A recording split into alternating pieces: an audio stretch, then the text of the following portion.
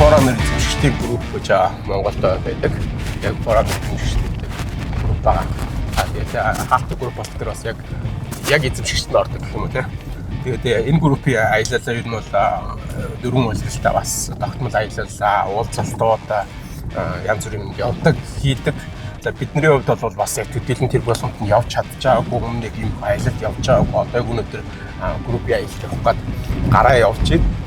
Бас олон яг ингэж ижил төрлийн машинтай хүмүүстэй ингэж нийлээд олуулаа гараа явах бас гой сонирхолтой байна.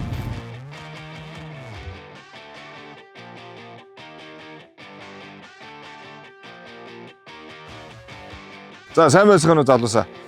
За өнөөдөр бид нүс шавартаа тулдна.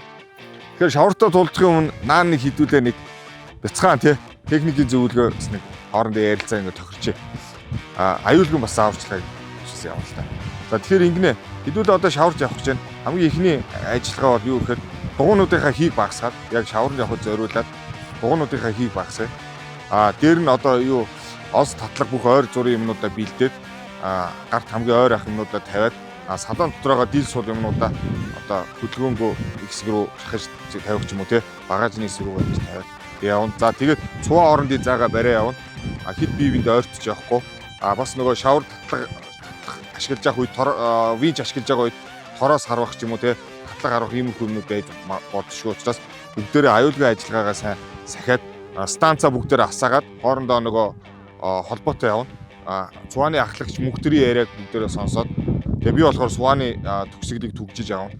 Тэгээ ингээ бүгдээрээ цаашаа ингээд аяллаа үргэлжлүүлнэ. Аяллаа явцад одоо нөгөө нэг анхаарах юмгууд энэ чинь нөгөө хуурайшилтай үе хаврын хуурайшилтай үе учраас тамхины ишээ хайж болохгүй. Тамхиа бүрэн унтраагаад үнсний сав салондоо үнсний сав ашиглаж явна шүү. Ямар нэг ил задгаа гал гаргаж болохгүй. Аюулгүй ажиллагаагаа чанд баримталж явцгаая. Хог хайж болохгүй. Тэгээд тусламж хэрэгтэй бол Цувааны ахлагч болон цуваа төвжигч надтай холбогдоорой. Тэгээд бүгдээрээ болгоомжтой сонор сэрэмжтэй аюулгүй эко аялцгаая гэж уриалж байна.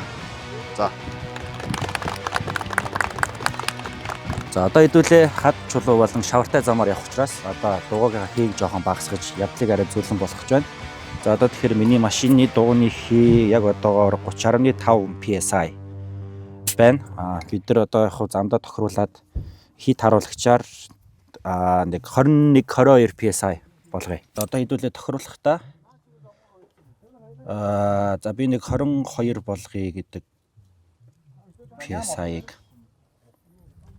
хит тохируулагчаа эргүүлээд за ингэж тохируулаад ингэ төгчж байна. Одоо энэ автоматар гарч агаад биднээсний тааруулсан одоо хийний заалтан дээр очиод өөрөө зогсно гэсэн үг. Энэ удаа бас нэг шинэ зүйл туршиж байгаа. Тэгээ энэ маань нөгөө Morflate гэдэг бренди одоо машины дөрвөн дугуй хийг нь бүрэн гаргаад дахиад шинээр хийлэн зэрэг хийлэн гэсэн. Миний машин RB-гийн хос цилиндртэй компрессортай байгаа. Тэгэхээр би энийг бас анх удаа туршиж үзэх гээд одоо өнөөдөр яг энэ аялалд авчирсан байгаа. Энэ айгүй амар заавал эргүүлжийг шаардлагагүй. Түлхлээ цаашаа ингээд цоожлогчоо хийлээ. Ингээ болоо. Одоо ингээд дөрвөн дугуйны хий дунджаар 203 бар байгаа хгүй. Энийг одоо би энэ механик тохируулагчийн тусламжтай 1.5 бар болгоно гэсэн үг. Шууд ингээ бас хийгээ тохируулж болж байна. Одоо дугуйны хийг эсвэл бүх дугуйныхаа хийг гаргаж байгаа дахиад шинээр хийлэхдээ яг бүгдийн 1.5 бар болгоод ингээс хийлж компрессор ажиллуулад ингээд нэг ус үзсэж болно. Гэхдээ одоо наан хийдүүлээ. Энэ тохиргоог ашиглаад энэ бүгдийн 1.5 бар болгоё.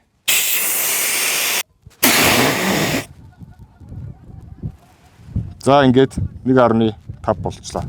Яг иймэрхүү байдлаар ингээд биеиндээ мэдхгүй чадахгүй юмнуудаа заагаад явдаг.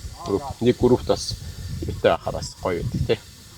Тэгээд ер нь бол яг өмнө би бас нөгөө дугуйны хий гаргах ачаал бүгдийн дараа өмнө ярьжсэн. Гэхдээ бас одоо ингээд ийм хэлбэр янз бүрийн багчууд байдаг. Нэг нэгэнд ингээд хуваалцаад энэ бас надад их сонирхолтой санагдлаа. Дөрөв дугуй зэрэг хийх боломжтой. Дөрөв дугуйны хийг зэрэг гаргах боломжтой тий. Загаач. Энийг их амар юм ингээд нэг талаас нь баг хийгээд тааруулж хийчээ тойроод ирэхэд баг гараа дуусчих байгаа байхгүй. 20 PSI. 20 PSI гэдэг чинь 1.8% юм уу? 20 PSI гэдэг чинь 1.4 баг болоод байгаа юм шүү дээ. Тийм ээ. Тэгээд нөгөө дугуйгаа томруулаад зузаан болгоод байгаа шүү дээ. Тэгэхээр нөгөөд нэг дугуйгаа хийгэн гаргахад илүү гоё дугуйнд сууж өгөөд энэ орон зай илүү нэмэгдэж өгч байгаа хэрэг. Тэгэхээр хэрвээ нэмхэн дугуйтай байх юм бол дугуйныхаа хийг гаргахад илүү багасна гэсэн үг. Тэгээ гол нь дугуйны хийг гаргаад байгаа шалтгаан чинь дугуй газартай барьцалдах талбайг нэмэгдүүлж өгч байгаа. Тэр хэрээрээ за яг хурдтай явхад бол тохиромжгүй. Яг бартаатай яг шавартаа одоо бидний явах чаа шавартаа замд бол маш гоё тохиромжтой. Одоо илүү их одоо барьцалдах чадвар нэмэгдэж өгнө. Дээрээс нь хэрвээ хаачлуутай газар явж байгаа бол хач чулууга өөрөө одоо нэг дугуйн өөрөө идээд ингээд илүү тав тухтай бас болгож өгдөг. Ийм даваа талтай. Ийм зорилгоор дугуйныхаа хийг гаргаад байгаа тий.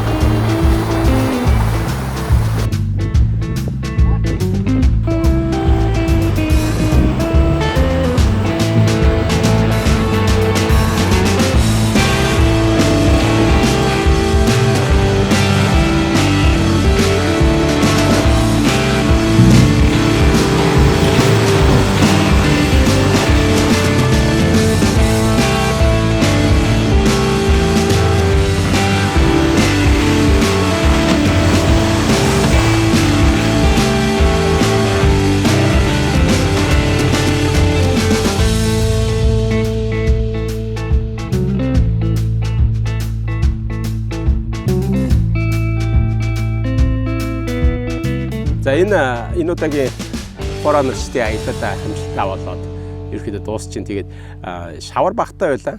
Шавар багтаа байсан болох тэр бас яг үзүүлж харуулъя гэсэн юмудаас жоохон дутуу үзүүлэлтчлээ. Тэгээд яг хуу дараагийн удаа яг юутай харуулад танилцуулаад явна. Гэхдээ энэ удаа бас яг бид нар юу бэлтгэж ирснээ бас та жоон танилцуулчих гэж бодоод энэ ч гаргаад тавьчлаа.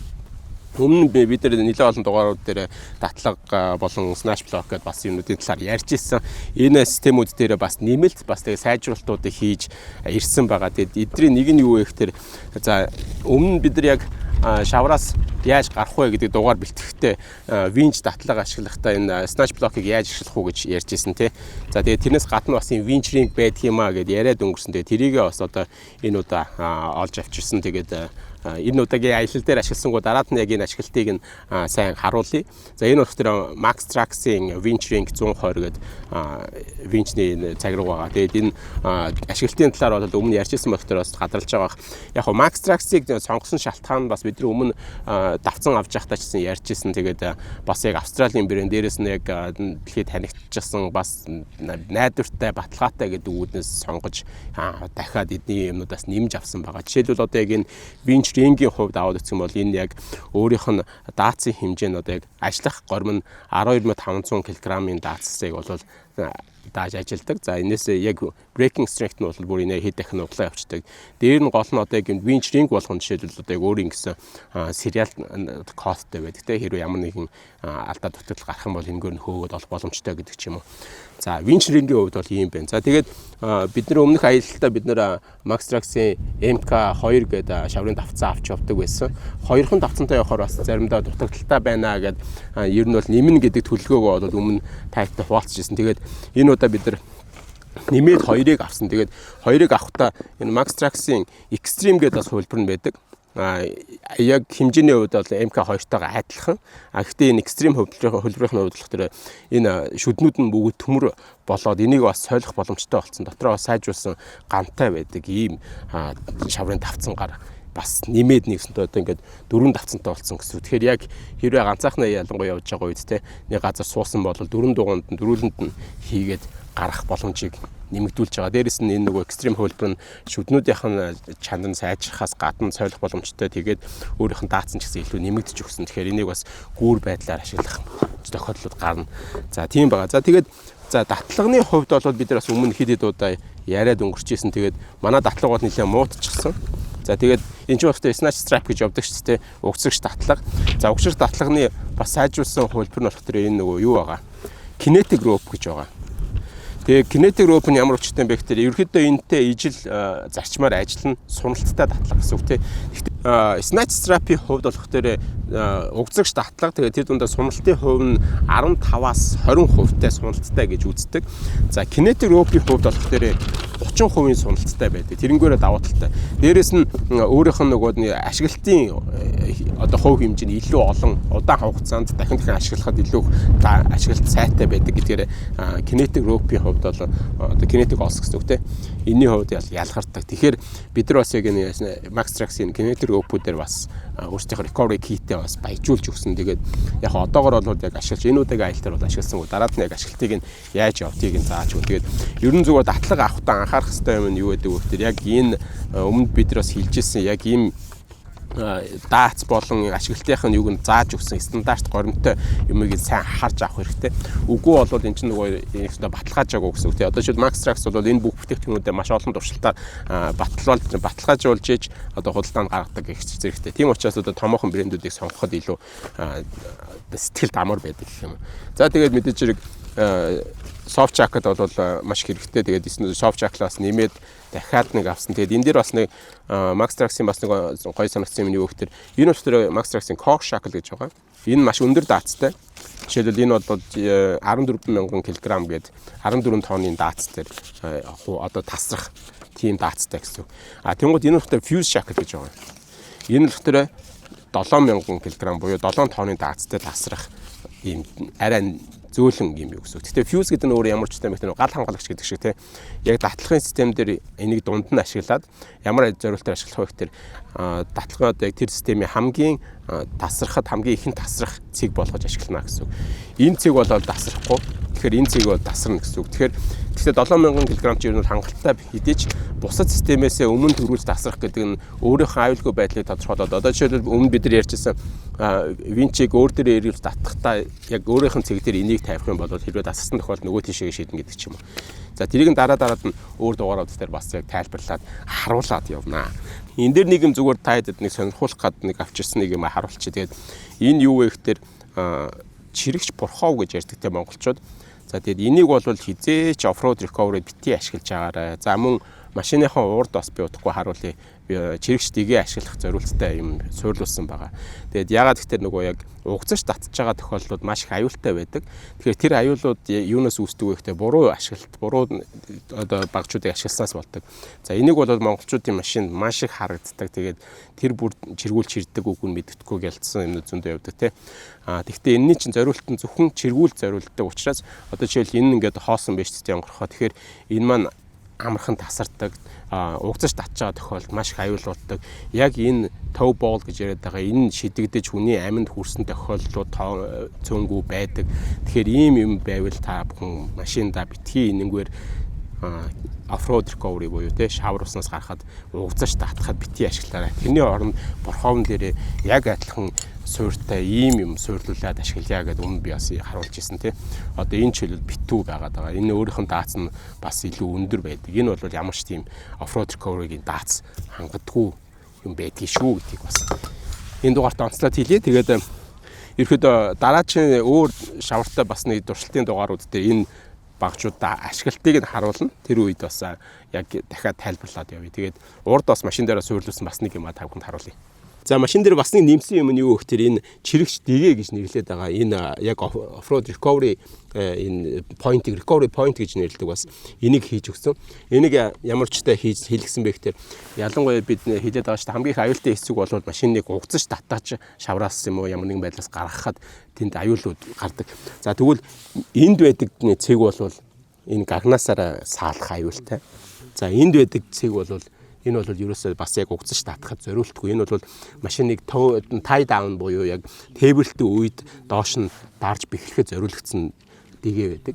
За энэ хоёр маань бол яг угзаж татах үед гагнаасаараа салцдаг аюулууд байдаг. Тийм жишээнүүд зөндөө байдаг. Тэгэхээр яг тэр нь зориулсан дэгээг ингээд зориултын дэгээг энэ ч суйрлуулж өгсөн.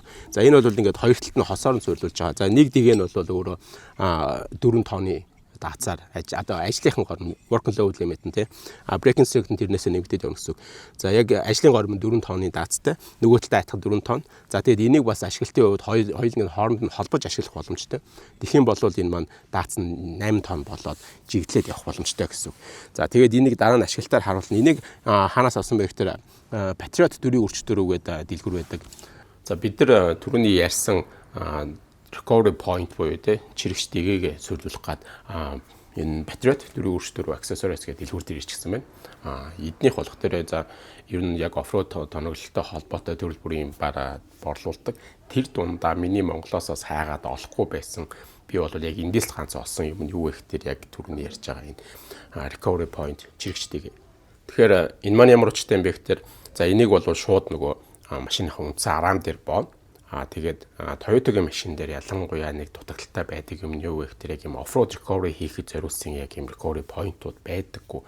За хүмүүс бол тэр нөгөө урд байдаг дэгийг бас андуураад байдаг. Тэр дэгийг мань болох тэр tie down буюу нөгөө яг автомашин тээвэрлэх үед тэрийг нөгөө доош нь бэхэлдэг юу байдаг дэгээ байдаг. Тэр маань яг юм угзаж татж байгаа яг off-road recovery хийж байгаа үед бол эвдрэх тасрах бас нэлээд аюулыг дагуулж идэг. Тэгэхээр энэ recovery point маань яг өөрөө арам дээр боогддог учраас тэр эрсдлүүдийг бууруулж өгч идэг. За яг энэний хувьд бол 4 тонн буюу 4000 кг-ийн даацтай ажиллах горимтой ийм дэгээ байгаа. Энийг бол хосоор нь суйрлуулдаг. Яг урталтаа хоёрыг уртаа суйрлуулна гэсэн үг. За яг энэ дэгээний хувьд бол манайхтай адилхан Forerunner, FJ Cruiser тэгээд Prado 150 маркийн машинуудыг зориулсан. За мөн эднийх дээр Land Cruiser-ийн 76, 100, 105, 200 маркийн машинуудыг зориулсан бас өөр төрлийн дэгээнүүд бол борлуулж байгаа. Яг машинд нь тааруулаад яг тохирох одоо суйрлуултанд нь хийгээд өгдөг ийм газар байгаа. Энийг бол Монголоос бол хайгаад олохгүй байсан юм шүү. Тэгэхээр та хэд бас яг энэ дэлгүүрийг зориод сонирхоод үзээрэй. Бас бусад бас оффроудтай холбоотой тоноглооч гэсэн зарж байгаа. За эдний дэлгүүрийн хувьд бол юуны нарны замын доогтгийн баруун талд миний дэлгүүрийн зүүн талд буюу яг энэ хоёрын голд байрладаг ийм дэлгүүр байгаа. За манай контентыг бас Max Trax брендийн зүгээс бас дэмжиж ажилласан. Тэгээд манай үзэгчнэрт зориулаад бас нэг урамшууллыг та бүхэн зориулж гаргаж байгаа. Тэр нь юу вэ гэхээр энэ 2025 оны 6 сарын дуустал хугацаанд Max Trax брендийн бүх төрлийн одоо дадлахын оос давцсан тий бүх төрлийн бүтээгдэхүүнийг худалдаж авахдаа 5% хөнгөлт авах боломжтой байгаа. Тэгээд Nomad Runner 5 гэсэн кодыг ашиглаад Max Trax-ыг худалдаж авахдаа 5% хөнгөлт аваарай. За Max Trax нь хаана борлуулагддаг вэ гэхээр TIC 4-4 Outdoors гэдэг дэлгүүртээ борлуулдаг. Энэ 3 цахилгаан станцын замын эсрэг талд, замын урд талд байрладаг энэ дэлгүүр байгаа. Бүх линкүүдийг доор хавсрахад оруулчих. Та бүхэн тэгээд өөрсдийнхээ бас дадлахын оос, шакл бүх юмудаа сайжруулах юм бол Max Trax брендийг сонгоорой гэж бидний зүгээс санал болгож байна. Бид зуны эхлэл тий. Одоо хаврын аяллаа хийгээд юун дээр ирсэн. Одоо эн чинь юуны заам тэрэлжийн бэлчээр гэдэг газар тий. Тэг яг энэ жилийн шавар уусал бол харьцангуй бага байсан болохоор гайгүй яваад ирлээ. Тэгээ сайхан амраад бүгдээрээ ярьж хөөрөөд байж чинь. Тэгээд өнөөдөр одоо нэг онцлог хэд хэдэн машинуудыг та хэд танилцуулаад бас ямар тоноглолууд хийсэн бас санаа өгөхтэй дээрэс нь бас ямар хуу байдлаар машинаа бас гоё болгож болдог талаар бас харуулах гад энэ ч айботой ирсэн байж чинь. Тэгээд ардагаа болоод айбог юм шин тий. За тэгээд ер нь машинаа ихнээс нь танилцуулаад ер нь ямар машин бэлээ хийзээ авлаа гэдэг өөрийнх нь түүхээс хаваалцаач. Тэг би энэ машиныг одоо аваад 8 жил болж байна. Тэгээ ер нь бол яг анх аваад эхэндээ бол ерөөхдөө тоноглоог стокоор нуусан. Тэгээ яг сүүлийн 4 жил нь бол эрчимтэй тоноглоод яг энэ чинь ковидын дараа хүмүүс Forerunner айгүйх орж ирээд тэгээ манай 5 дугаар үеийн Forerunner клуб гэдээ байгуулагдаад тэгээ олуулаа болоод ирэнгүүт нөгөө олны юугаар ингээд нэг тоноглох сонирхолтой болж эхлээд тэгээд юу хав гişүүдтэйгээ ярилж нийлээд ингээд цагаан тоноглоод ерөөхдөө бас нэг талаараа энэ чинь бас нэг машиныг унах сонирхолтой болгох үүднээс бас нөгөө клубийнхаа гişүүдийн тоог нэмэгдүүлэх үүднээс бас ингээд би ингээ гоё тоноглолцдог бас хүмүүс дагаад ингээ гоё тоноглоосоо ингээд энэ бас үнэхээр сайн машин шүү, хүчтэй машин шүү. Тэрийг бас мэдээд ингээд тэндээс урам аваасаа гэдэг. Тэр ерөөхдөө тоноглож эхэлсэн дээ. Ер нь бол группийн баг хамгийн ганган хамгийн өвөрмөц машин нэг шүү дээ. Тэгээд өнгө нь болох тэр өөрөө эн чинь бас онцгой өнгөтэй байгаа. Тэгээ улбар шар. TRD Pro өөрөө нөгөө 2015 онд анх танилцуулагдсан Forerunner дээр 5 дугаар үе. Тэр яг нөгөө жил болгоны чинь нөгөө онцлог өнгүүдэд танилцуулдаг. Яг ихнийх дээр бол Inferno. Тэр өнгө нь байхгүй. Inferno оранж өнгөтэй тий. Тэгвэл ерөөсөө яг анх гарсан юм нар нь аваад тэгэл ерөөсөө машинаа солиогүй явж байгаа юм шүү дээ. Тий. Ер нь бол одоо ингээд энэ чи мат хуулга наацсан байгаа болохоос ер нь бол яг улбар шар өнгөтэй. Тий. Одоо гадар бас шавар хуулгатай юм чинь тий. Тэгээд ялгар уулгатай байсан. Тэгээ сүүлд мат болоо. Тий. За тэгээд ер нь бол хийсэн тоноглол бол 50-гүй болсон. 50-гүй. Тэр одоо мөнгөнд хийлүүлсэн. Амар юм гарнаа тий. За тэгээд болохгүй байна. Бас цаанаас буруу мэдээлсэн байгаа юу? Тий. Таарсан баг. За тэгээд шууд машиныхаа тоноглолоос бас онцлог тоноглолуудаа та бас өөрийнхөө тий яг барахад ярмаар яг ийм юм бас хийлгүүл гэдэг хэсэг. Энэ хөнгөн цагаан ийм backwood гэдэг Америкаас энийг авчирсан. Энэ хөнгөн цагаан GoPro юу агаад жилийн өмнө тавьсан л да. Тий. Энэ одоо жишээ нь байна. Сүүл тавьсан онцлог юм. Warny winchтэй. Тэгээд одоо энд хамгийн сүүл тавьсан юм бол юу вэ? Magnusson гэх суперчаржер Америкаас авчирсан. Magnusson-ы суперчаржер байгаа. За тэрийг үзье тий. Одоо энэ л да. За энэ суперчаржер тавиад тэгээд одоо нэг юм урд аваад ирсэн. Одоо баг 380 мөрний хэрэгтэй юм. Чи стоккоор бол 270 шүү дээ. Тэгээ 270 бол тий. Тэгвэл энэ ч одоо зөвхөн Magnusson гэлтгүй энэ чинь зөндөө олон болж шүү дээ. Яг энэ мотор дотор болол. Тий, ингээд Optima гэдэг нөгөө аккумулятороос сүүл тавьсан. Нөгөө цэнэгээ алдтгүй. Хамгийн сайн аккумулятор тий. Optima тэгээд тэнд нөгөө бас нөгөө өөрийнх нь үнэтэй аккумуляторыг тавиад тэгээд энэ чинь нөгөө юу RB-ийн компрессор тавьсан 2 цилиндртэй. Тэгээ ингээд нөгөө юу гал хамгаалагч тавиад хүчтлийн блок тавиад ингээд тэгээ энд Red Arc байна. Ингээд цааталт ингээд тэгээ Switch Pro байна ингээд бүгдийг тавиад энэ аккумулятор маань болохоор одоо үндсэн одоо юу тогоо бол энэ Optima-гаар явж байгаа. Тэгээ энэгээр нөө safety hub гэдэг юм гал хамгаалагч тавьсан байгаа. Эндээсээ одоо ингээд тэр нэмэлт аккумулятор руугаа ингээд цэнэглээд тэр нөгөө Red Arc-тай холбогдсон байгаа. Red Arc маань энэ тэрийг цэнэглэх үүрэгтэй. Тэгээ энүүгээрээ бусад бүх энэ winch, энэ LED bar, бусад цахилгаан эрсдлүүдээ ингээд тоогоор хангаж байгаа байхгүй. Тэгэхээр чи нөгөө яг бусад хэрэглэн дээр нэгсэндээ винчин бол маш их тог авдаг шүү дээ. Тэгэхээр машиныхаа тогийг бол хамгаалчих нь шүү дээ. Нэмэлтэн батареас аваад. Тэгж ингэж бүгдийг хийсэн байгаа. Компрессорын бүх юунуудаа ажиллуулахад бол винч ажиллуулаад компрессор гэрэлгээл юугаараа нэмэлт аккумулятораараа зохицуулагдаад ингэ авчиж байгаа. TRD intake гэдэг ингэ бүгдийг тавьсан та. Ер нь бол TRD-гийн хүчийг бол яг тулгцсан. Тий. Байгаа юм ба шүү дээ. Тий. TRD-гийн яг Forerunner-ийн хүчийг. Тэг янд нь Magnaflow Overland гэж юм авсан байгаа. За тэгээ бас удахгүй бас асаагаад дууралтын өсдөг үү тий.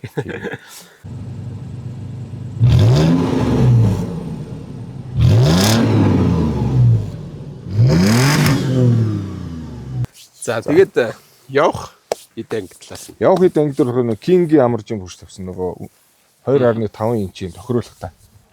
Тий. King-ийн амаржин хүрчтэй. За. Тэгээ энэ хажуудлын гишүүр нь болохоор Америкээс ирсэн RSG гэдэг брэндээ. Тийм нэлээд сайн гамтай. Тэгээ хэдэн ч удаа хайжекээр үргэсэн. Тахихгүй тий. Тийм сайн.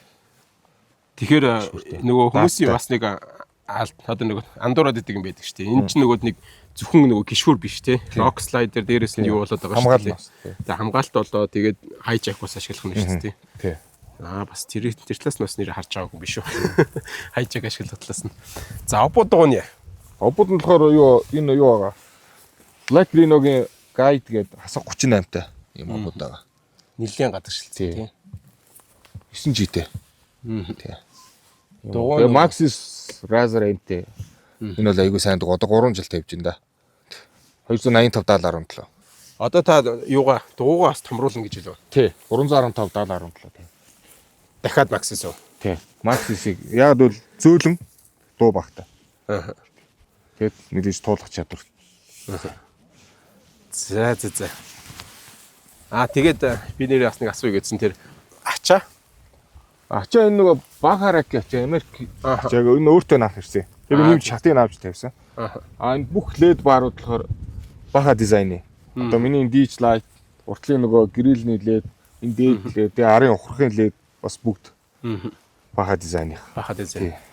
За ер нь бол яг л нөгөө ideal тонол гэдэг шүү дээ. Хамгийн юу одоо яг нэг хүн болгоны нэг Forerunner-ч болгоны нэг боддог хүсдэг гэх юм уу те нэг ингээ нэмчихэмсэн гэдэг бүгдийг баг ер нь хийцэн байна шүү дээ. Одоо нэмж тоноглох юм гэвэл нөгөө хөгжмөө JBL speaker subwooferтэй болгоод тэгээ хацар зүрхээ 456 таа тийм хацар зүрх тавих гэж байгаа. Нөгөө дуугаа томорч байгаа учраас дуу томруулж байгаа. Одоо дахиад томруулах учраас. Тийм. Тэгээд хорхоонуудыг хийчихнэ шүү дээ. Зүг. За ийм мундаг машин байна. Нэр гэрэл нь бас сток биш шүү дээ. Тий, гэрэл нь болохоор урд хойд гэрэл Morimoto-гийн гэрэл тавьсан байгаа. Энэ бас айгүй сайн гэрэл. 5 жилийн баталгаа туцаад дөрөв ямар нэг юм шатвал Америк руу явуулах шүү дээ гэж. Стамар. Зүг. За баярлалаа. Тэгээ би танаас гэхдээ нэг юм нэмж асуумаар байна. 8 жил унсан гэж шүү дээ. Ер нь бол монголчуудын хувьд бол 8 жил нэг машин уунна гэдэг бол бас урт хугацаанд орно шүү дээ. Тэгээд яагаад та яг ингээд машинаас болохгүй. Тэгээд энэ машин 8 жил явхад танд асуудал ямар одоо ер нь бол машины насыг бол үдцсэн байж тээ. Тэгээд ингээд нэвч шуфт ярихаар байна шүү дээ. Ямар нэгэн асуудал үүсэж чинь нөө асуудал үүсэж ивэл юу гарч чинь. Эсвэл үнэхээр сайн байгаад 8 жил үнэхээр солихгүй яваад нөө. Тэгээ ер нь бол яг өмнө Hilux 215 2700-аг унжсэн. Түүнээс ч бас Hilux Club гэдэг манай залууч юм. Hilux Parado Club гэдэг хойд явсан. Яг нь ерөөд нь Hilux дуртай болохоор тэний дараагийн загвар гэдэг утгаараа 285 гэсэн утсан. Тэгээд яг тухайн нөгөө TRD Pro гэж анх танилцуулаад улбар шарун гэх ингээл рекламын яваал хийжсэн. Тэгэл би яг бодож эхлээл яг жилийн дараа авсан. Тэгээд анхнаасаа нөгөө дурлаж юу яаж авсан машин болохоор шохоргож авсан машин болохоор тэрийг илүү сайжруулад идэв удаан оны тэгж бодож нэг дурлаж авсан машин болохоор ингээд бас удаан унж байгаа болов гэж бодсон. Тэгээ удаан эдлэхний явцад асуудал хэр байна? Асуудал ёстой байхгүй. Одоо яг нэг өрүүлний дээд аппаратны хэсэг дээр л нэг жоохон дуу гардгийг. Угаасаа бүх Forerunner дээр гардгийг. Тэр л энэ өөр юм дуу байхгүй шүү дээ. Янцтай. За баярлалаа. Тэгээ бас бусад бас өөр машинуудаас танилцъя тий. Тэгээ. Дараагийн машин манай группийн админ Forerunner эзэмшигчдийн групп гэж байдаг те. Энэ групп нь ухта яг Forerunner эзэмшигчдэг хүмүүс өөрөөсөө орсон цөөхөн үнэтэй те. Ийм хаалттай групп байдаг. Тэ манай группийн админ мөхтрийн машиныг танилцуулах гэдэг ирсэн байна. За тэгээд машинаа танилцуулаач. За миний энэ болохоор 2014 оны Forerunner байгаа. Энэ болохоор яг зэрэглэлээ гэх юм бол limited загвар нь. Гэтэ яг limited загвар нь үйлдвэрсээ болохоор арай нэг өөр гүпэртэй ирдэг. Тэнгүүд яг ерөнхийдөө тэр нэг хэлбэрийн нэвдээд ерөнхийдөө тэ одоо урталт нь хөнгөн цагаан CBI гэх хөнгөн цагаан гүпэр хийгээд тэг капотын ерөнхийдөө нэг зорьсон юу нь болохоор одоо TRD Pro, TRD Offroad шиг харагдах зорилттой. Гэтэ яг машин яг дотроо ч юм уу одоо яг үндсэн юу нь болохоор яг limited дээр байх гэсэн тиймэрхүү зорилтоор ер нь бол тоногдож исэн. Ер нь бол анх болохоор би одоо энэ миний 3 дахь Forerunner ер нь бол унж байгаа. Анх болохоор яг 11 оны нэг дөрвөлжин гэрэлтэй team limited нэгдээс хамгийн анхны Forerunner. Дараа нь тэрийг ягаад TRD Pro-ноос гой санагдаад 17 оны Cement Grey гэх team цементэн саарлангтай Forerunner унжсэн. Тэрийг яг limited унжаагаад яг тэр Forerunner унсан чинь бас жоохон сэтгэл нийцэхгүй байжгаад тэгэд ер нь буцаагаад limited-ээ унъя гэдэг бодолтой байжгаад ерөнхийдөө тэрийгэ зараад тэгээд тухайд яг он заллууг арай авах гэж үтсэн боловч арай баг гүйлттэй гой цэвэрхэн олцсон энэ юм болохоор 14 оныхыг аваад тэрэ нэг боломжоор авсан болохоор үлдсэн мөнгөөр нь ерөнхийдөө жоохон тоноглоё гэдэг зорилттой. Тэгээ энэ гүбэр мөр бүх юмтай тухайд аваад ачуулж исэн. Тэгээд одоо болохоор ерөнхийдөө ингээд тоноглоод limited-ийнх нь надад хамгийн таалагддаг юм юу гэхээр нөгөө full time байдаг. Байнгын 4 дугаар майждаг. Одоо 200 Prado шиг нэг одоо түгээмэл машинуудаар харьцуулах юм бол тий. Тэнгүүд нөө өвөл одоо жишээ нь цас мас одоо шулуун молгонд явж байхад ч юм уу скол зарим нэг үед заавалчгүй мостоо хизээ залгах уу, хизээ салгах уу гэдэг одоо юм бодоод авахгүйгээр зүгээр явж хахад байнгын 4 дугаар майждаг. Тэр нэг амар санагдчихсан. Тэг яг нөгөө одоо 20 оноос урд Forerunner-ууд дунд зөвхөн limited-д л нөгөө smart төлхөртэй байдаг. Одоо нөгөө бид чинь smart сүүлийн бүх машинууд smart төлхөртэй болчихсон. Тэгэхээр төлхөр зоогоод ирүүлэх төлхөрөө хайгаад байгаа байхгүй очоод барайл конот ороод астдаг гэх тэр надаас аяг амар санагдчихсэн. Тэгээд тэр мөрнөөс шалтгаалаад бас ерөнхийдөө за limited-ийг аваад гэхдээ яг гаднаасаа зүгээр харагдахад гоё TRD шиг харагддаг болъё ч юм уу те. Би нэг тиймэрхүү санаатай л одоо машинаа тоноглол ингээл унаал явж ин да ер нь. Тэгээд нөгөө limited дээр чинь яг нөгөө хүмүүсийн нэг тийм төгөөмөл ойлголт байдаг шүү дээ. Яг TRD off-road-д л ер нь тэгээд TRD Pro нь хамгийн сайн те. Limited бол хотынх гээл тэгдэг шүү дээ. Тэгээд ер нь бол угаасаа манай админ чинь бол зөв одоо энэ бүх аяллуудыг зохион байгуулаад зөндөө явж ирсэн. Ялгаа гарч ийн одоо жишээл яг тулах чадвар дээр одоо Pro-нуудаас ч юм уу TRD off-road-аас одоо одоо яг ингээл бид нар ингээл аялж хахад одоо би тэгээд дунд ч одоо SR5-д ч явна, limited ч явна, TRD Offroad Pro бүгд л явж байгаа те. Тэгэнгүүт одоо тэр дунд одоо бидүүсийн хийсэн аяллаа дундаас бол хизээш нэг нь ирэнгүүтээ одоо би TRD-тай байсан болохоор л одоо энийг туулж чадлаа. Одоо нэг нь SR5-тай болохоор би чадсангүй гэдэг ч юм уу тийм тохиолдол гарч байгаа. Ерөнхийдөө бол Forerunner угаасаа өөрөө үндсэндээ туулах чадвар сайтай машин болохоор яг нь TRD Pro, TRD Offroad нь болохоор нэмэлтээ нөгөө crawl control, high deflog гэдэг юмнууд бол нэмэлтээр байдаг. Гэхдээ тэрнгийн шаардлагагүйгээр ер нь A-track-тай байдаг болохоор баг дийлэх юмнуудыг баг бүх загварууд нь л туулж чаддаг л гэж ер нь бол би хувьдаа ер нь дүгнээд байгаа. Тэгэхээр угаасаа нөгөө 3 дахь машин тий. Тэгээд юунаас ахуулаад лимиттэй протон харьцуулаад үтцсэн хүний хувьд бол хийж штэ. Тий. Тэгээд туулах чадвар дээр бол тэнгууд нөгөө айл талдаа надад амар санагдав. Одоо энэ чинь нэг хөдөө явах чинь би туулах чадвараа зохицуул чинь. Гэтэ хотод одоо юу их чинь одоо өвөлдөө жоохон цасмаас орцсон бид нар нөгөө шулуунда замаар явж байгаа чинь юм уу те. Тэгэхээр нөгөө хойтлороо майчсан машин чинь бас огцом хаа зүгэнгүүт жоохон шарах марах эрсдэл ч юм уу тиймэрхүү юм бас бэдэг. Тэгэнгүүт тэрэн дээр одоо шинэ би яг TRD Pro-го би яг анх авчаад миний яг мэдчихсэн зүйл юу вэ гэхээр би яг цас орцодор лагер руу явж таарад. Тэгээд яг нэг машин гүйс төрүүлэхэд өмнө лимит шиг санаад яг нөгөө хаазаа гიშгээл гүйс төрүүлэхэл яасан чинь тохойд цасан дээр ингээл хойд бүгсэн ингээл жоохон ингээл гулгаал яадсан. Тэнгүүд тийгүү санагдаад бас ийм ялгаа байд юм байна даа гэд. Яг бид чинь яг моостонда залгаа явж болдог. Тэнгүүд буцаад нөгөө гараж руу оронгууд чинь нөгөө моостоо залгах чингууд урд хойд нь 50 болчингууд нөгөө хөшөлдөх гэдэг юм гардаг. Тэнгүүд тэр чинь буцаад нэг нөгөө гаражт ороод моостоо салгах мал хаяа мартчихвол бас одоо машинда гэмтэл учруулчих юм уу гэдэг нэг айцтай байдаг ч юм уу. Тэнгүүд limited дээр болох ямар тийм санаа зовх байхгүй гэсэн байнгын 4 дуун байждаг болохоор хөшөлтөх гэсэн тийм ерөөсө тохиолддог болохоор тэр нь бас зөөр тийм сэтгэлд их амар хэрэглээнд ч бас их амар юм шиг санагдчихсэн. Тэгэл одоо limited-тэйгээ л юм бол байгаад байгаа даа. Тий. Яг нөгөө ер нь бол үзэгчнэр хараад мэддэг бол яг нөгөө limited чинь нэг тийм амар никелтэй. Гөө никел урталтаа нэг том гүпэртэй одоо үндсэн гүпэртэй. Тэгээ намхан юм шиг харагддаг шүү дээ бас. Тэгээ тэндээс нь одоо хүмүүсээс жоохон голоо хотын машин гэж хараад байдаг. За ийм болгоцсон бол тэгэл юу н тэр хотын машин тий. Тулах чадвар ярих юмгүй болж байна.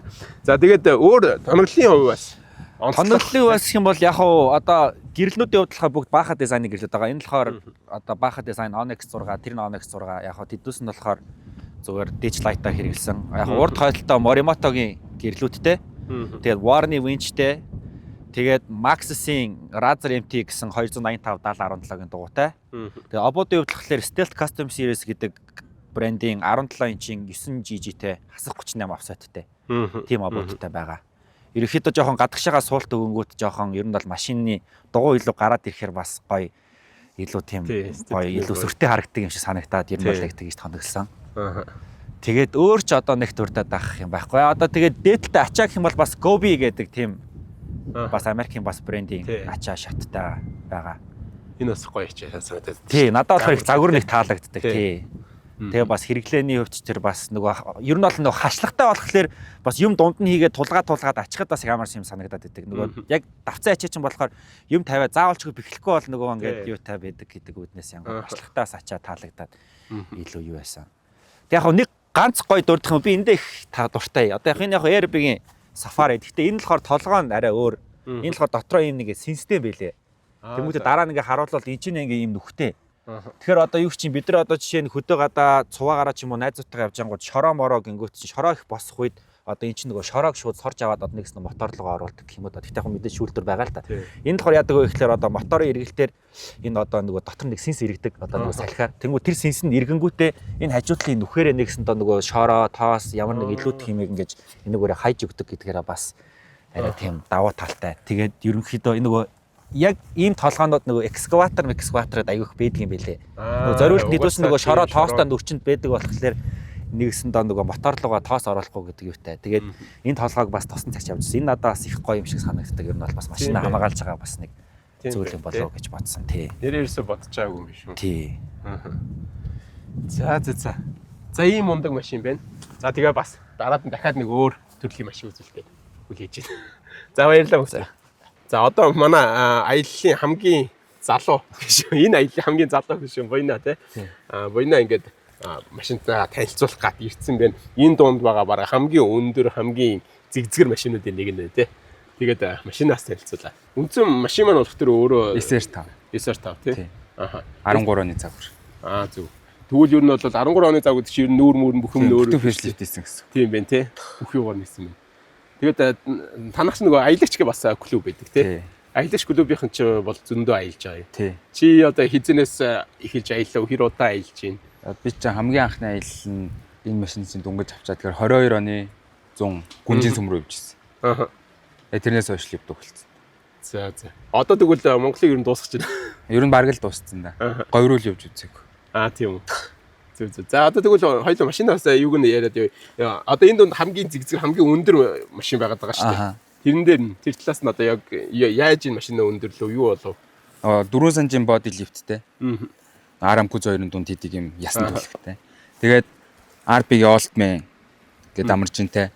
Тэгээд дамжиныгаан тавган дээр 2.5 санжтай өндөрлөгөөтэй. Бас spacer-тэй гэдэг юм тий. Ингэж л өндөрлөгөө байсан. Обод дугууны хувьд Maxis-ийн Razer MT. Обод нь болохоор Matic брендийн хасах 44-тэй. Бүр их гадаг юм биш тий. Тэгээд их юм юу харагдаад байгаа юм шүү дээ. 295/7017. Бас ер нь яг ийм цагаан обуудтай ер нь форандрууд баг байдаг бах тий. Бас яг онцлог өөр хөнгөлөх юм ялгцсан. Энэ бол одоо хотын дугуй манай. Сонсч байна. Хотын дугуй нь хотод тавьдаг. За. Хотын дугуй нь Razer MT гэж шүү. Тэгэхээр хөдөө аяллаа дугуй нь юу ах вэ? Wanda Journey X Cloud гээд 329/7017-т обод дугуй байгаа. Бүр том. Тий. Maxis-ийн Trepader шиг хийдэг дугуй. Тийм байна. Тэгэхээр чи бүр амар жинхэнэ урж тасдаг дугуйтай. Тий. За тэрнтэйгээ болоод энэ бүр алж өгнө энэ машин чи болно. Зөв. Тэгэхээр ягаад тэгж ийн тэр дугууны гол зорилго нь ягаад тийм дугуйд сонгож тавьж байна? Нэгт өндөр болчихно. Хоёр туулах чадвар илүү сайн бол. Бүр илүү хүнд аяллууд хийдэг болох гэдэг тий. Яг тэгвэл явж байсан аяллууд дундаас хамгийн хүнд одоо яг чиний яг энэ машины чинь тий чамайг ингээд сорьсон тийм аялал нь хаагур байсан бэ? 20 яг аялал биш тэмцээн. За. 23 оны зэрлэг. Бүр яг тэмцээд орсон. Бид манай клуб шүүгчээр яваад тэгээд бид замаа мэдхгүй тэмцээний зам руу явж ороод тэгээд сууж ирсэн. Зүгээр шууд яваад ирсэн. Тэгзэнд н ороод ирсэн. Зүг. Тэр л хамгийн үндэс. Одоо нөгөө юу ярих гэдэг байгаа шүү дээ. SR5 дээр одоо ингээд сони ингээд зөндөө олон туулга одоо хүнд аяллууд хийдэг те. Маш их аялдаг гэж шүү дээ. За SR5-тай байснаасаа болоод ч гэдэг юм одоо TRD болгомоор гэдэг тийм юм гарч ирсэн үү? Үгүй. Ерөөсөө ялгаа гардаг. Ямар ч ялгаа байхгүй. Тэгэхээр ер нь бол Forerunner л Forerunner. Тий. Яг тэгвэл яг Forerunner-ыг ер нь бусад машинтай харьцуулбал туулах чадвар юм талаас нь ямар санагддаг вэ? Ер нь бол надад бол Forerunner нэг л санагддаг шүү дээ. Бусад машин ээж Marinclair, Pajero өөр янз янзын машин байгаа шүү дээ. Хамгийн бест нь Runner санагддаг. Тэр нь яг туулах чадвараас сайн уу эсвэл одоо бат бүхэд найдвартай байлаа сайн уу? Аль алингаас л Ер нь бол аль талаас илүү байна. За, ингээ манай хамгийн залуу гишүүний хувьд яг энэ аяллаа хамгийн залуу гишүүний хувьд бол ингэж дүгнж шүү гэж байна. Тэгээд энэ ч бас яруу анзаарч байгаа бол те аялагч гэдэг клуб байгаа, автоклубийнхан маш их аяллууд хийдэг те. Монгол орныг ер нь бол дуусгаж байгаа. Миний хамгийн сүүлд санаж байгаагаар биний яг харж байсан юм болох тэр нөгөө хүсгэлийг тойрсон шүү дээ. Тэр аяллыг харчаад бүр яг хүсгэлийг тойрмоор санагдсан. Тэгээд тэнд явж байгаа юм шиг. Тэгэхэд энэ машинтайгаа явж байсан. Тэ энтэй явж. Тэгээ тэндээсээ анхаас анзаарч харж байсан. Тэгээд өнөөдөр бас манай аялал дээр бас нэгдээд яг явж байгаад маш их баярлж байна. Тэгээд машинтай нас танилцууллаа. Та бүхэн бас сонссон баг те. SR5 байна уу, TRD байна уу, ялгаагүй Forerunner бол Forerunner. Бусад машинаас бас жоох илүү. Ийм байдаг байна шүү. За баярлалаа. За одоо ингээд дараагийн машин дээр хүрээд ирчихсэн. Манай энэ аяллыг зохион байгуулж байгаа Data Forerunner томрол те. Сервисийнхэн манай их тамир ах ирсэн байна. Тэгээд та бас машинаа танилцуулаад те өөрийгөө танилцуулаад тэгээд ер нь бол энд байгаа маш олон машин ер нь дийлэх машин бараг бүгдээрээ л байх томрлуудаа дэтэс авдаг маш их томрлуудыг хийсэн. Тэгээд тэр бүх томрлуудыг Forerunner-уудыг томролдог хүн энэ зогсож байна, нэг нь энэ зогсож байна те. Тэгээд бас өөрийнхөө хийсэн томрлуудаа бас хуваалцаач те. За. Би болохоор энэ GoPro-нээс эхлэе. Энэ болохоор хөнгөн цагаан. Тэгээд жим болохоор 27 хил. Арай хүнд биш гэдгээр нь хөнгөн цагаанаар хийгээд хүчтгсэн хөнгөн цагаан. Тэгээд энэ суур хэсэг дээр нь болохоор энэ суурийг хөнгөн цагаан арай болохгүй болов гэж бодоод энэ дээр би төмөр юм суур хийгээд суур хийлгээд төмөр суурийг араамтай нь бэхлээд либотик араам тэгээд голд нь дахиад бэхлэгээ хийж өгсөн байгаа. Ягаад тэгэхээр нөгөө нэг хөнгөн цагаан чинь нэг зөөлөн материал болохоор бас инээ тэрэ татад инээ тэрэ болоход тэр тиймэрхүү юм болоход бас нумарж магадгүй бас тийм талаар хийсэн байгаа. Тэгээд илгэвч рүү орё гэхээр энэ илгэвч болохоор урдаас MR гэд үйлдвэрээ илгэвч. Энэ дээрээс яваад хоошоо туслах хороо бүртэл бүтэн явна. Гурван салаад нийлээд бүтэн яваад туслах хороо бүртэл хамгаална гэсэн үг.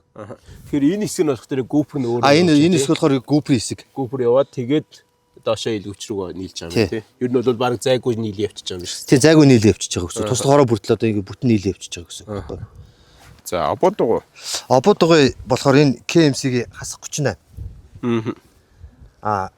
Дугуй болохоор Maxis 285 7017. Ягаад тэгэхээр энэ дугуйг сонгосон шалтгаан гэхээр ядаж бас энэ дугуйнуудаас болохоор шорон зам хар замд явхад арай дуу багтай. Гэхдээ зөөлөн гэж сонгосон байгаа. Шаврын дугуйн дундаа тий. Дундаа. Тэгээд одоо би энэ дугуйг 2 жил гарan одоо 3 дахь жилдээ баг хэрглэж байна. Инээ тэр ямар ч надад инээ тэр муу юм гарсангүй. Би ер нь энэ дугуйг ер нь сайн гэж бодож байгаа. Сонголтоо сайн хийсэн гэж үзэж байгаа. Энэ гიშгөр муу адил MR-ийн урдаас захиалж ирсэн. Бид нар ч одоо ерөнхийдөө чулуу хадтай шавар шалбаа гихтэй газруудаар явдаг. Тийм болохоор энэ өөрийн гიშгүүр болохоор гүүзүүн дээр богддог. Тэгэхээр бид нар энийг араамн дээр богддгоор хийсэн. Араам дээр богддоор ихээр энэ тэр гулзаалт энэ тэр юм байхгүй. Гүүзүүн дээр болохоор 6 болт, араамн дээр ингээ нийлээд 7 болтоор богдож байгаа. Бэхлэгдэж байгаа гэсэн үг. Хоёул ингээд. Тий, бэхлэгдэж орж байгаа гэсэн үг. Тэгэхээр хач улуунд хамгаалаад тий. Яг үйлдвэрийн өөрийн хуураа бодог. Будсан. Тэгээд ачаан дээр болохоор энэ ачаа бид нар өөрсдөө зургийг гаргаад урш нь үйлдвэрлэлөө явуулаад хийлгсэн. Тэгээд яг юуг өөрчилсөн гэхээр иймэрхүү төрлийн ачаанууд бас байгаа. Юуг өөрчилсөн гэхээр энэ хөндлөн төмөр хөнгөн цагаанууд эдгээр ер нь за ихтэй байдаг. Тийм учраас одоо ачаа дарах ч юм уу ачаа ачих үед дарагдана. Дарагдаад ер нь хөдөлгөөн орно гэсэн үг байхгүй. Тийм болохоор бид нар энэ хөнгөн цагааныг ихсгээд олон ширхтээ болгож өгөнгүүтээ энэ төмрийг матаж өгсөн байгаа. Матаж өгсөний шалтгаан гэхээр энэ чинь нөгөө нэг юм номролтын байдал ингээд одоо ингээд татхад хөдөлгөөн энэ тэр гарахгүй гэсэн үг байхгүй. Ачаа нөр явж. Ямар ч хөдөлгөөнгүй гэсэн үг байхгүй. Тийм байдлаар өөртөө гэж зохиогоод урд зургийг гаргуулад хийлгсэн байна. За болохоор энэ болохоор станцны суурь. Энд станцны суурь энд туг зоох зориулттай. Зөв. Тэгээд ингийн хот хотор явах ч юм уу ингийн үед буулгаад ингэж хөгжиж чинь. Тэгээд хөдөө гадаа энэ тэр явах орохгүй үед тий. Тийм гаражт ягаад гэхэд хот дотрыг гаражт тэгээд тэгэл хүчраас ингэж буулгахаар шийдэж өгсөн байна. Энэ панел моли панел ч болох дээр зөвхөн яг энэ ачаан дээр л орж ийнө эсвэл энэ ерөнхийдөө иймэрхүү тэгшгийн ачаан дээр орж байгаа ба. Тэгээ энэ ачаан дээр бид нар оруулахаар хийсэн байгаа. Өөр ачаан дээр гэхээр энэ хэмжээ зөрдөг. Нэг жоохон юм гажаа гарахад энэ дээр алдаа өгдөг байхгүй. Энэ дээр одоо энэ соронз нь муу болох ч юм уу энэ тэр өгдөг байхгүй. Тэгэхээр яг энэ ачаанд баг зориулагдчих хийсэн. Тэгээд өөр ч одоо нэг хэмжтэй юу байгаа лээ. Тий амарч. Амарч юм болохоор Iron Man-ы амарч. Ягаад би энийг сонгосон гэхээр ерөнхийдөө зөөлөө. Тэгээд сервис хийж болдог. Iron Man Foam Cell Pro загварна тий. Pro загварна. Одоо хэдэн жил явж байна? Одоо жил гараа явж байна. Гэхдээ ер нь цаашаа нөгөө Iron Man-ыг сонгох хүмүүс болохоор би ихтэй A гэж пүрш байд юм байна. A пүрш нь болохоор зөөлөн хэрнээ жоохон даац авах нь бага. Тэгэхэд би A-г тавьчихсан байж ирж байгаад тэгэхээр нь B пүршээр сольсон. B пүрш нь болохоор арай жоохон хүчтгсэн. Бага зэргийн даац авдаг. Тэгж сольсон байгаа. Яг дараа хөсгөн сонирхол бас тэгээ тэрийг мэдээд авчвал зүгээр юм болоо гэж бодод. За. Ер нь тэгээ таны машин чи өөрөө энэ биш тээ TRD оффроуд загвар тий. Хэдэн оны? Миний болохоор 21 оных. Одоо тэгэхээр та энэ машинтай хэр удаж байна? Одоо бүтэн жил болж байна. Тэгэхээр шинэ чинь таны хэд дэх машин? 2 дахь машин. Зөв. Урд нь 14 оны Сертап байсан. Яг юугаараа илүү гэхээр яг нэг арай нэг жоохон чадвар нөгөө нэг явахаар Сертап ч нөгөө нэг эргүүлдэг. Энэ болохоор шууд механик мосттой гэсэн үг тий. Амар тий. Тэр тал дээр сонгож авсан байгаа. Зөв. Тэгээд та ч одоо ер нь бол ингээд өөрөө форранераа аваад тэгээд тэрийгэ тонголж явж байгаад одоо ер нь бол хүн болгоны юм хийдэг одоо Монголд ер нь форранер штэ тонголдог болчиход байна шүү дээ. Тий. Яг тэгээд сонирхлынхаа дагуу нэг гуруулаа нийлээд хийдэг байгаа. Одоо хийгээд 3-4 жил болж байна. Тэр хугацаанд бас алдсан ч юм их бий. Ягаад тэгэхээр эдний нөгөө нэг хэмжээ авдаг, хэмжээ алдагддаг асуудал байдаг. Бид нар хэмжээг нь аваад зураад өгдөг. Уршин ингээд явуулаад үйлдвэрлэл нь явуулдаг. Тэр үйлдвэр нь бас хэмжээ алдаж хийхэд олон ширхээр ирэхээр тэр нөгөө нэг хэмжээ алдагдаа тэр одоо тилтэрдэг ч юм уу те. Тэр одоо баг хэрэггүй болдог тийм үед бол зөндөө байсан. Зөв. Тэгвэл одоо бол аль хэдийн өөрсдөө юмудаа дуршаад сайжруулад явдаг тийм. Ерөнхийдөө тэгсэн. Тэгээд одоо нэг хийлэгдэг нэг үйлдвэрүүд байдаг. Тэрнгээр одоо хийлэгдэг. Одоо энэ байхгүй ч гэсэн цаана үйлдвэр дээр зураг хөрөг хэмжээний бүгдээрээ байдаг болохоор тэр нэрээ амар. Зөв. Ер нь бол бараг л ингээл үйлдвэрлэл юу бүгднийг хийгээ явж байгаа юм байна шүү дээ. Яг үйлдвэр нь хятад байгаа. Хятад байгаа зураг юмудаа гаргаад хийж байгаа юм. Энийг Монголд хий гэж үзсэн л дээ. Үзээд яг манай тэр хураа бодог энэ тэрэ зэвний асуудал жоохон гараад тэгээд буцаагаад тийшгээд яасан баг та. Урд хэлгсэн нэ. Тий, урд хэлгсэн тий. За баярлалаа. Тэгээд бас та тэрвээ бас форанер сонирхтой хүмүүс бол мэдж байгаа ах. Тэгтээ мэдээ хүмүүс нь бас хараад аваарай. Дет форанер гэдэг те. Тэгээ эднийхэн бол одоо энэ бол бүх тоноглолоо өөрөө хийсэн. Тэгэхээр яг ийм хэмжээний тоноглол өшөө энэс өөр төрлийн тоноглолоо хийж болно. Тэгээд өөртөөгөө машин дээр бас хийгээд үзээрэй гэж зөвлөж байна. Ихтэй байхдаа баярлалаа. За, баярлалаа. За.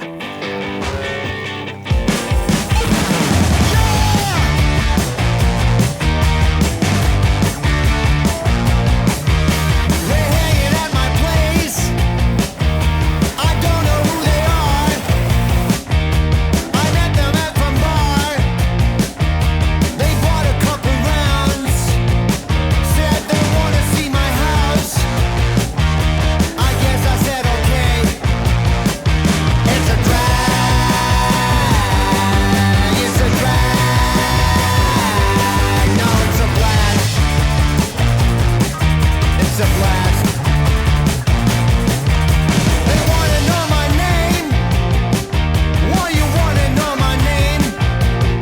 байсан гоё юу? За ингээ бидний аялал өнөөдөр энэ түрээ дууслаа. Тэгээд биднийг бас бидний анх удаага энэ группийнхантайгаа хамт аялсан. Тэгээд биднийг бас хүлээж аваад хамтдаа гоё аялсан.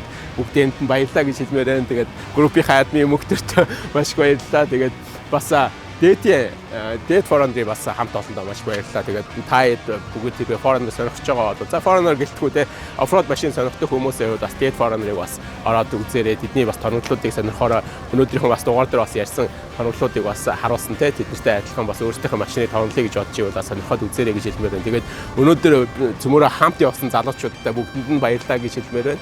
Тэгээд манай дугаарыг хэрвээ манай сувгийг дагаж амжааг бол subscribe хийгээрэй, лайк дараарай. Бас сайшин түгээгээрэй. За дараагийн дугаар уулзлаа баяр таа.